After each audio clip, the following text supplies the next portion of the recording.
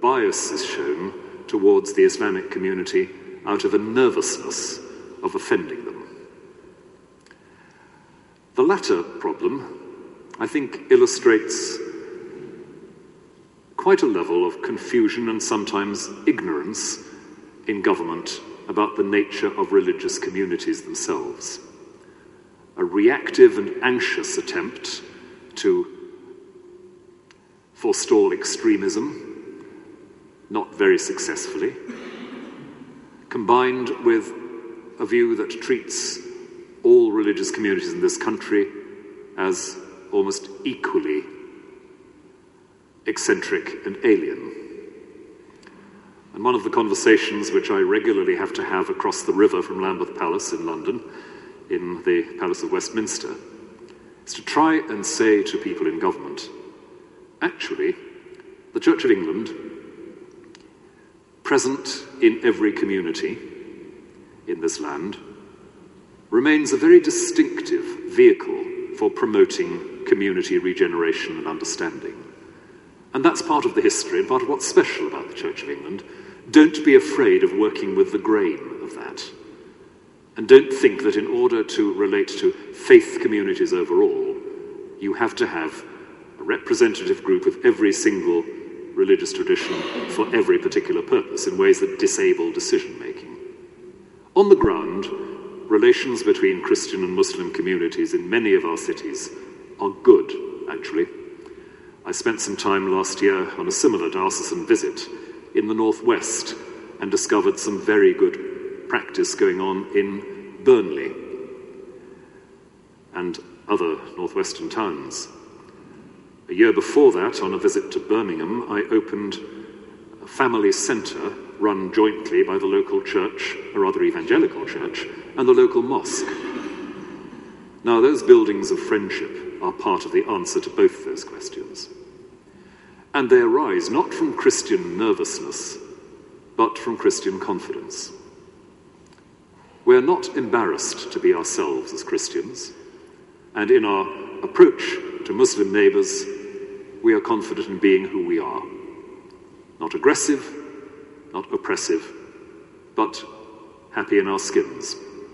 We work from that, we engage, and in that way, we seek for a future which is not Islamified, which is not simply the imposition of another tyrannical religious authority. We seek for a way in which we can together be citizens. And that's, I think, rather important here. As for loving the people who hate us, well, I'm afraid there's nothing very new about that. That's really what Jesus is talking about. And I guess that's what he meant by loving our enemies, you know. We're called on to love, full stop. And that love is, as I was saying, not just a matter of doing good. It's also a matter of being able to seek always something that the stranger, even the most threatening stranger, might have to give you. So don't assume Muslims hate Christians, full stop. Don't assume that there is a single, coordinated, alien plot to take over this country. Recognize the terrifying reality of extremism, and remember that it terrifies most Muslims as much as it does anybody else. And ask what can be done in terms of local friendship to draw out this common citizen identity that we seek. Heaven knows it's not as simple as that sounds, but that's some of what I'd want to say in response. I'm quite happy for Christians to stand up and defend who they are.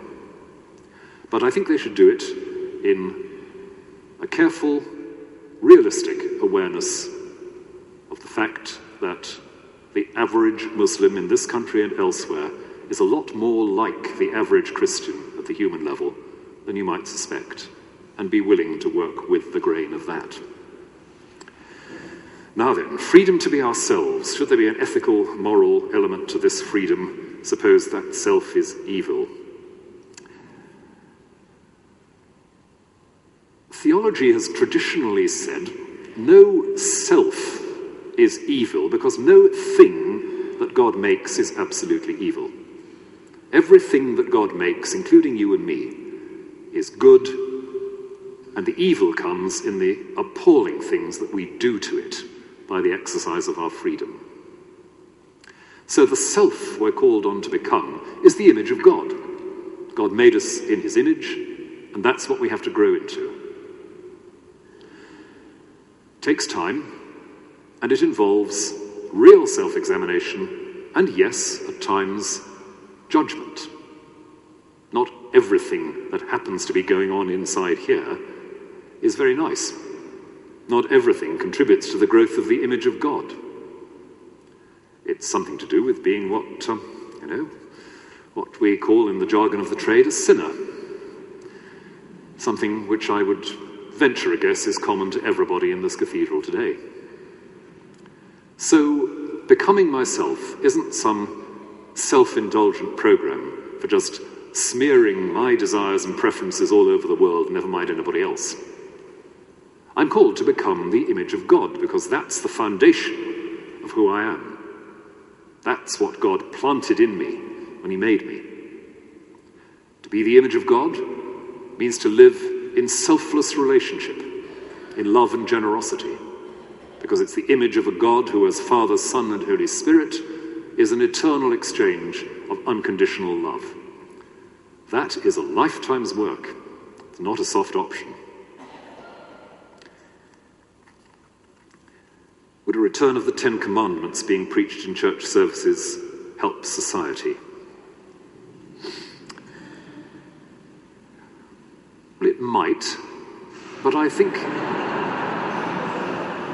No, seriously, it might. I am sometimes rather disturbed by the fact that quite a lot of Christians, I won't ask for hands to go up, quite a lot of Christians would find it difficult themselves to recite the Ten Commandments accurately. And the Ten Commandments, to my mind, are the foundational principles of a society that lives in faith. Because they begin by stating what is due to God. Devotion, reverence, not messing around with substitutes for God, not abusing and exploiting the name of God for your own purposes, and so on. And it then goes on to state what is due to other people. What kinds of abuse and exploitation of other people are incompatible with faith. Now that's a pretty good foundation. And I think that we underrate the radical, revolutionary force of the Ten Commandments in both those ways. So I wouldn't at all object to or feel uncomfortable about the Ten Commandments being taught more clearly, more consistently, in and out of church. We've got to do a bit of translating. We've got to do a little bit of explaining why exactly this or that commandment matters. I don't think that preaching the Ten Commandments more clearly would automatically make a difference to society. But if we as believers understand what they're about, what's due to God, what's due to my neighbour, well, what else is there that we have to offer into society as an ethical foundation? That's a very good place to start. So, don't imagine it's a quick fix, but there's a great deal to be done with that.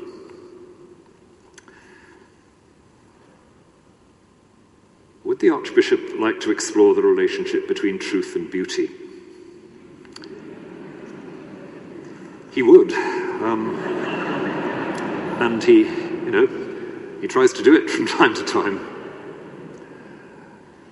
It's an interesting and a good question, because it's a reminder that truth is not simply something belonging to the mind and the realm of ideas. In